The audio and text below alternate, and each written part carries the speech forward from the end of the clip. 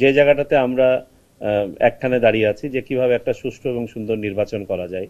আপনারাও জানেন প্রেক্ষাপট, আমরাও জানি প্রেক্ষাপট, এবং মেজর ডেফিসিট যেগুলোতে আমাদের ঘাটতি আছে এগুলো আমরা সবাই জানি। সো এই বিষয়গুলোই আলোচনা হয়েছে, যে বিষয়গুলো স্যার বললেন। আমাদের দৃঢ় বিশ্বাস, উনি আমাদের সবার শিক্ষকও বটে, যে এইটাই আমাদের প্রথম এবং একমাত্র মিটিং না।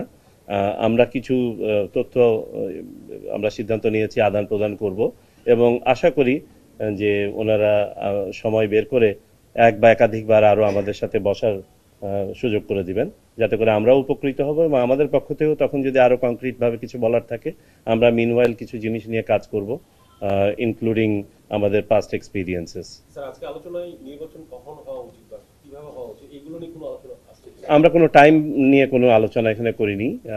আমরা নির্বাচন কিভাবে হওয়া উচিত, নির্বাচন ভালো করার জন্য কি করা দরকার সেগুলো নিয়ে আলোচনা করেছি। আজকের পারভিউতে এই ধরনের কোনো আলোচনা ছিল না।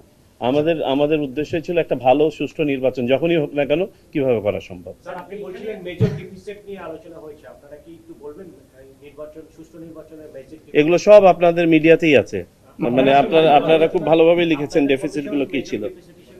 আমাদের সবচেয়ে বড় ডেফিসিট হচ্ছে আমাদের আস্থার ঘাটতি নির্বাচন ব্যবস্থার উপরে, সেটা ফেরত আনতে হবে।